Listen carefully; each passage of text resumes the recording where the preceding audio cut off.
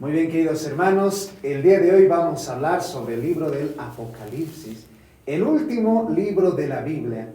Qué interesante ver que 73 libros y Dios ha ido hablando poco a poco, hablándonos de su plan de salvación, de su proyecto para toda la humanidad, y concluimos con este hermoso libro que nos habla sobre una iglesia ya constituida, que busca proclamar a Jesús, pero que también se va a enfrentar a las tinieblas de este mundo, en espera de que llegue el culmen con Jesucristo en su segunda venida. Entonces, un hermoso texto. Este libro lo vamos a dividir por lo menos en dos partes, ya que es bastante amplio. Hoy vamos a hablar de una primera parte. Hagamos una introducción.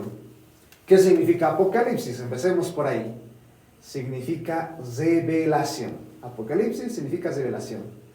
La mayoría está de acuerdo en fijar aproximadamente que fue escrito en el año 95 después de Cristo, durante la persecución de Domiciano a los cristianos. Recordemos que en estas épocas y en las posteriores va a haber una feroz persecución a todos los cristianos.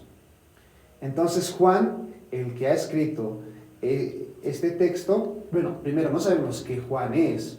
No sabemos si es Juan el Evangelista o otro Juan, solo se dice Juan, ¿no?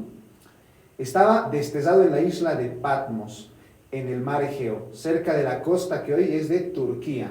Aquí en el mapita podemos ubicar dónde está la isla de Patmos. El Apocalipsis está repleto de imágenes y de simbología, que son muy importantes, pero tenemos que comprender el lenguaje simbólico, hermanos, porque el Apocalipsis está lleno de este lenguaje simbólico. Y no podemos leer este texto al pie de la letra, no interpretando los signos. Es, por ejemplo, un semáforo rojo, una señal de tránsito, el signo de la paz. Son signos que buscan transmitir un mensaje mayor. Pues el Apocalipsis va a implementar a lo largo de su texto varios signos y figuras que debemos saber interpretar. Por ejemplo, en Apocalipsis 5 leemos: un cordero estaba de pie, a pesar de haber sido sacrificado. Tenía 7 cuernos y 7 ojos. No podemos interpretar al pie de la letra, hermanos. El mismo autor utilizó estos signos para transmitir un mensaje profundo. Entonces tenemos que saber interpretar todos estos signos y toda esta simbología. Caeríamos en un grave error y distorsionaríamos todo el texto tomando al pie de la letra y no viendo el significado de cada una de estas cosas. Por ejemplo, ¿cuáles son algunos de los simbolismos que encontramos en el Apocalipsis? Los colores tienen un significado.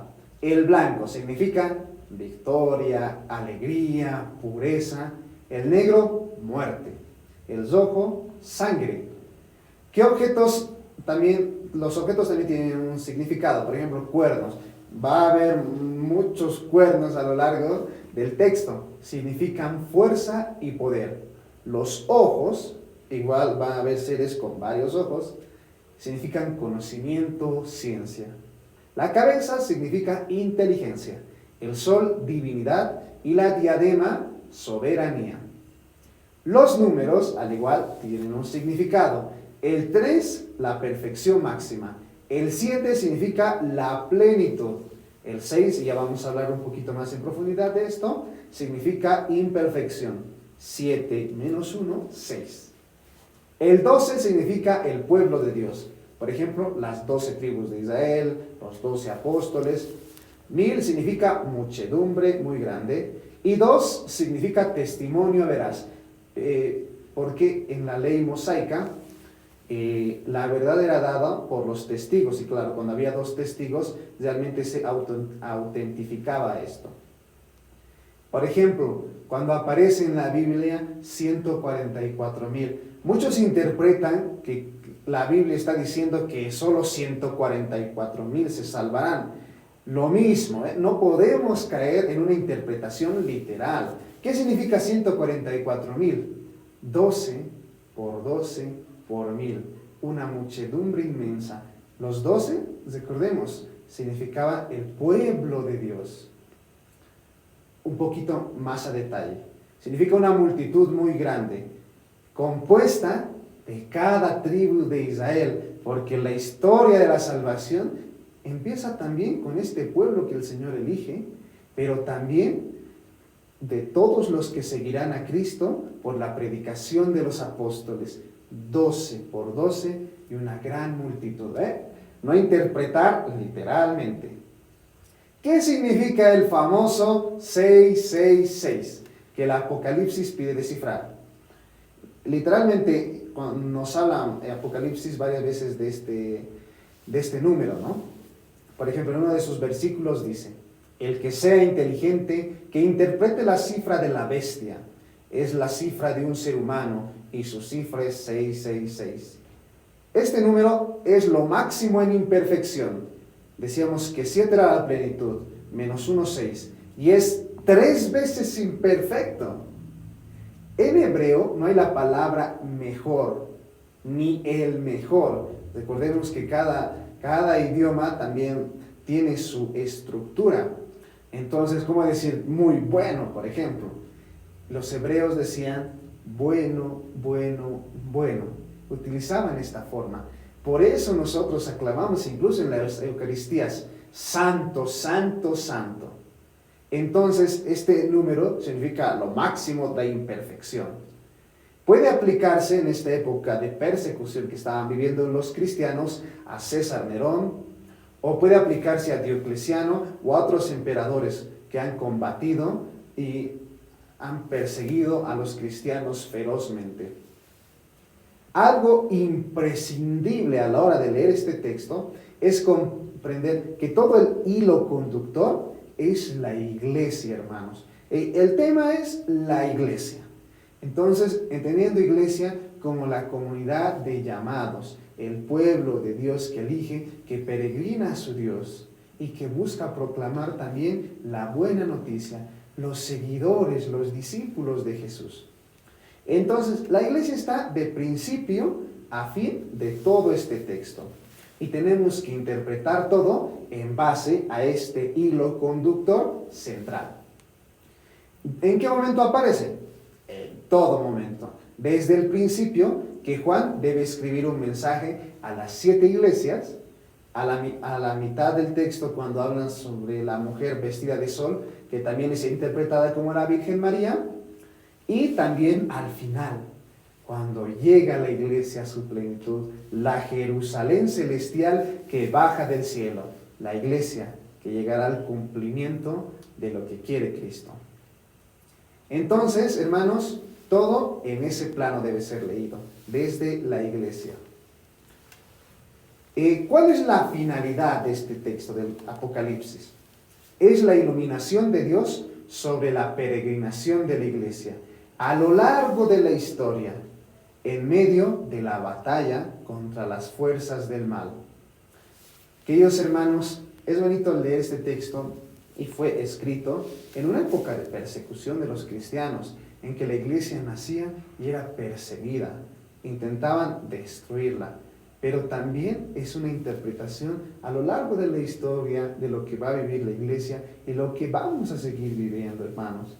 Como iglesia somos llamados a ser continuadores del mensaje de Jesús. Si se acaba la iglesia, hermanos, si se acaban los discípulos, es lo que quiere el mal.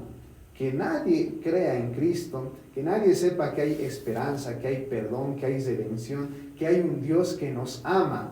Por eso el mal va a intentar destruirla de todas las maneras. Desde que nació, y nos va a decir el libro del Apocalipsis, hasta el final el mal combatirá. Pero tenemos la certeza de que Cristo conduce esta iglesia y que ni las puertas del infierno podrán acabar con ella, porque es el proyecto de Jesús, queridos hermanos. El Apocalipsis nos muestra que Dios conduce a su iglesia. ¿Y qué quiere? Que llegue a su plenitud, hermanos, hermanos, que lleguemos a la plenitud de nuestro discipulado, de nuestro seguimiento a Jesús, a pesar de las dificultades que vamos a tener y tenemos. ¿Qué nos anuncia el Apocalipsis? ¿Cuál es su anuncio? Es un periodo de conflicto entre la iglesia, y va a decir el libro del Apocalipsis, y la bestia, y los poderes del mal, hasta que llegue Jesús en su segunda venida, hermanos, y lleve toda la creación, a toda la humanidad, a toda su iglesia, al punto más alto. Nos dirán que los poderes del mal harán todo lo posible para suprimir a los testigos, a la iglesia. Y nos dice también que matará estas fuerzas del mal a muchos cristianos. Pero también será una oportunidad de que los testigos afiancen su fe, y también que existan cristianos más convencidos, y también vaya creciendo la iglesia en medio de las persecuciones, hermanos. Mientras más apriete el mal, más se va a mostrar los verdaderos testigos de Jesús. El oro necesita pasar por el crisol. Será una lucha a muerte, bestia e iglesia. Pero el Apocalipsis termina con el anuncio final. Cristo triunfa y nosotros, sus seguidores, triunfamos con él en su segunda venida, que llegará todo a su plenitud, como lo mencionamos. ¿Cómo comienza este texto? Al comienzo hay una salutación trinitaria que hace referencia a las tres personas, ¿no? Y comienza así este hermoso texto. Miren, viene entre nubes, lo verán todos, incluso los que lo hirieron, y llorarán por su muerte todas las naciones de la tierra. Sí, así será. Nos dirá que Dios es el principio y el fin de todo. Yo soy el alfa y la omega, dice el Señor, aquel que es, que era y el que ha de venir, el Todopoderoso. Estamos en el último libro, el cherry de la torta, el que después de haber anunciado cómo Dios creó todo, nos va a contar toda la historia de la salvación, la plenitud en Jesús, el nacimiento de las primeras comunidades. Ahora llega con este libro a dar culmen a toda la revelación. Y sigue el texto, ¿no? Dice, y luego San Juan explica cómo empezó la visión de todo este libro. Yo, Juan, hermano de ustedes, con quienes comparto las pruebas, el reino y la perseverancia en Jesús, me encontraba en la isla de Patmos a causa de la palabra de Dios y por haber proclamado a Jesús. Se apoderó de mí el Espíritu el día del Señor, y oí a mis espaldas una voz que sonaba como trompeta.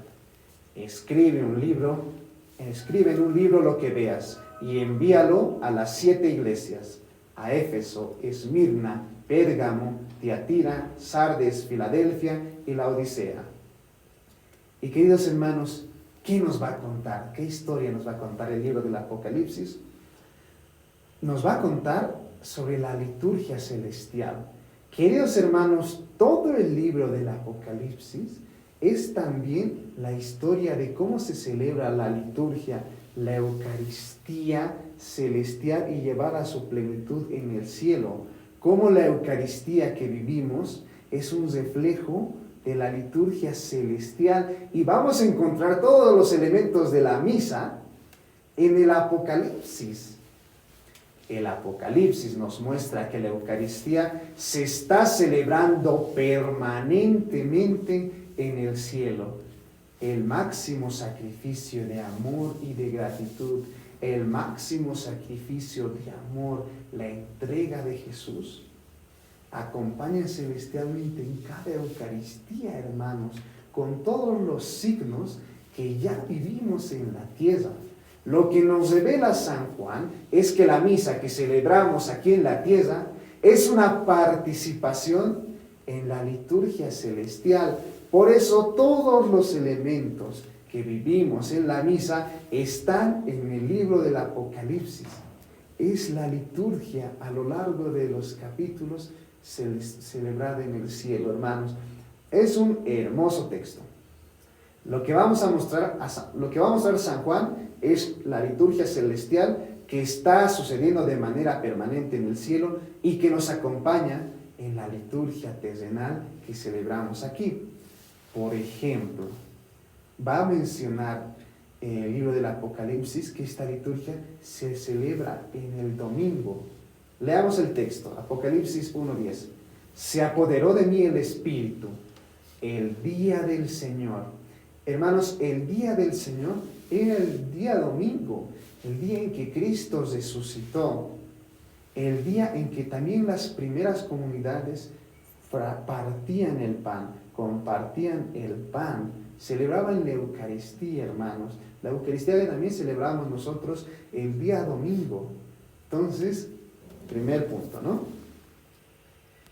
Esta es una hermosa pintura de Rafaelo que nos muestra, si se dan cuenta en el detalle, y podemos agrandar la imagen, cómo es la liturgia terrenal, la liturgia de la Eucaristía que celebramos domingo a domingo, cada día, y cómo este es reflejo también de la liturgia celestial. ¿Y quién preside la liturgia? ¿Quién preside la Eucaristía que vivimos, la misa? Recordemos que el sacerdote actúa en persona de Cristo.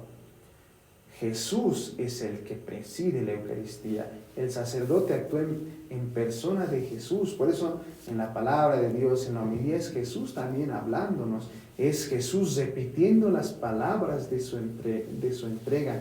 Es Jesús partiendo y dando su vida, haciéndose alimento. Jesús es el sumo y eterno sacerdote que preside cada Eucaristía. Nos dice Apocalipsis 1.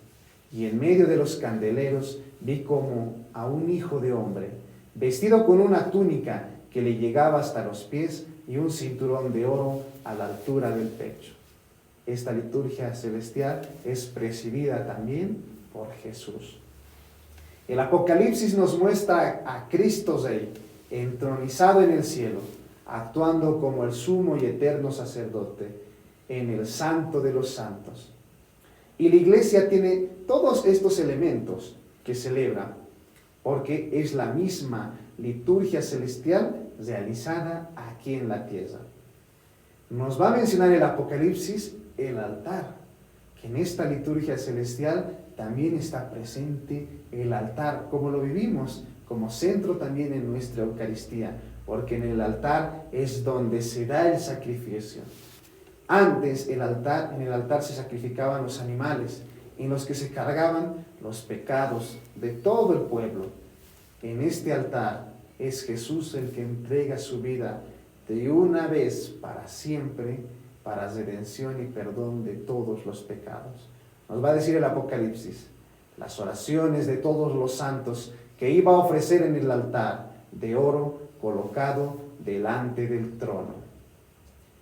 Va a estar también la figura en la liturgia celestial de los sacerdotes. Nos dice Apocalipsis, 24 sillones rodeaban el trono y en ellos están sentados 24 ancianos. Hermanos, ¿cómo se les dice al sacerdote? También se le dice presbítero. ¿Qué significa presbítero? Anciano, hermanos. Y dice, con vestiduras blancas, estos ancianos, y coronas de oro en la cabeza. ¿Qué nos va a decir de la liturgia celestial en cuanto a la vestimenta que también usamos en nuestra liturgia? Apocalipsis 1:13. Y en medio de los candeleros vi como a un hijo de hombre, vestido con una túnica que le llegaba hasta los pies, y un cinturón de oro a la altura del pecho. Queridos hermanos, la misma vestimenta que utiliza el presidente de la celebración, un alba representando el nuevo nacimiento, representando a Jesús, y el símbolo, el cinturón que se utiliza. Las mismas vestimentas que también la iglesia desde el principio ha querido adoptar. Nos va a decir que en esta liturgia celestial van a estar los candelabros. Detrás de mí, en la visión de Juan, detrás de mí había 7 candeleros de oro. Recordemos que en nuestros altares siempre ponemos los candeleros, el cirio, las velas, el incienso, hermanos. Recordemos sobre todo que nosotros lo utilizamos en las misas más solemnes. Apocalipsis 8:3. Otro ángel vino y se paró delante del altar de los perfumes con un incensario de oro se le dieron muchos perfumes, las oraciones de todos los santos que iba a ofrecer en el altar de oro colocado delante del trono. El incienso es un signo de que nuestras oraciones que queremos que suban a la presencia del Señor. Queridos hermanos, liturgia celestial al mismo tiempo que liturgia terrenal. Y a esto hace referencia una de las plegarias eucarísticas que hacemos los sacerdotes, haciendo referencia a esto, cuando en la plegaria eucarística decimos los sacerdotes: te pedimos humildemente, Dios Todopoderoso, que esta ofrenda sea llevada a tu presencia hasta el altar del cielo por manos de tu ángel, para que cuantos recibimos el cuerpo y la sangre de tu Hijo, al participar aquí de tu altar, seamos colmados de gracia y de bendición. Las mismas plegarias eucarísticas tienen base en las Escrituras. Va a estar presente también las hostias. Apocalipsis 2:17. Al vencedor le daré un maná misterioso. Recordemos que el maná era el alimento que Dios les daba a los israelitas en toda su peregrinación por el desierto. El pan de Dios, hermanos, que para nosotros es el pan que se convertirá en Jesús mismo. En esta liturgia celestial también todos nos uniremos para cantar el Gloria. Y dice Apocalipsis 15:3: estos cantan el cántico de Moisés, servidor de Dios, y el cántico del Cordero. Grandes y maravillosas son tus obras, Señor Dios Todopoderoso. Justicia y verdad guían tus pasos, oh Rey de las naciones. ¿Quién no dará honor y gloria a tu nombre, oh Señor? Tú solo eres santo, y todas las naciones vendrán y se postrarán ante ti, porque tus designios se han dado a conocer. Hermanos, tierra y cielo cantando gloria. En el cielo también cantarán el aleluya. Después oí en el cielo algo como el canto de un inmenso gentío que decía: aleluya. Y volvieron a clamar aleluya. Un canto, hermanos, de alegría por la resurrección, de alegría porque Cristo está presente y está obrando, y ni la muerte puede vencerlo. Y oí el ruido de una multitud inmensa, como el ruido del estruendo de las olas, como el fragor de los fuertes truenos, y decían: aleluya, ahora reina el Señor Dios, el Todopoderoso. Va a estar presente el Santo, Santo, Santo. Cada uno de los 4 seres vivientes tiene 6 alas llenas de ojos, alrededor y por dentro, y no cesan de repetir día y noche: Santo, Santo, Santo, es el Señor Dios, el Todopoderoso, aquel que era, que es y que viene. Hermanos, ¿se dan cuenta que todos estos elementos de la liturgia celestial los vivimos en nuestras Eucaristías de cada día? Se cantará Cordero de Dios. Jesús, a lo largo de todo el libro del Apocalipsis, asumirá varios nombres, pero el principal nombre que asumirá es Cordero de Dios. Entonces vi esto: entre el trono con sus 4 seres vivientes y los 24 ancianos, un cordero estaba de pie, a pesar de haber sido sacrificado. En la misa, ¿recuerdan? Cordero de Dios que quitas el pecado del mundo, ten piedad de nosotros. Y partimos el pan, el cordero sin mancha. Jesús es sacrificado en la cruz, es partido por amor. En Él todo el sacrificio, todos nuestros pecados recaen y somos perdonados y somos redimidos de una vez para siempre, queridos hermanos. En esta liturgia celestial habrá música, cantos y perfumes. Los 24 ancianos que tenían en sus manos arpas y copas de oro llenos de perfumes, que son las oraciones de los santos, y cantaban este cántico nuevo. Queridos hermanos, la música, los salmos, algo imprescindible en la liturgia. no solo de aquí, también en la de allá. Y de manera muy interesante, este libro también, de alguna manera, está dividido en dos partes. Una parte que es de la liturgia de la palabra y de la liturgia de la Eucaristía, como lo celebramos en la misa. Porque en la primera parte encontramos las lecturas de la Escritura, también los mensajes que se le manda a San Juan dar a estas 7 iglesias, el mensaje, la palabra de Dios. Y luego nos habla sobre el banquete, las bodas del Cordero, que es lo que celebramos, la entrega de Jesús en la liturgia eucarística. Qué hermoso, hermanos. ¿Qué instrucción recibe Juan después de estas imágenes y sonidos? Pues le dice, ahora Juan comunica este mensaje a todas las iglesias, a las 7 iglesias. Y con esto vamos terminando nuestra sesión de hoy. ¿Qué mensaje son para estas iglesias? Estas son las 7 iglesias, ¿no?, que habla el Apocalipsis. La iglesia de Éfeso, Esmirna, Pérgamo, Tiatira, Sardis, Filadelfia y la Odisea. Iglesias particulares. ¿Qué representan estas iglesias? Representarían lo que hoy en día son llamadas las diócesis, comunidades cristianas que tienen un caminar, que ya están constituidas y tienen un camino.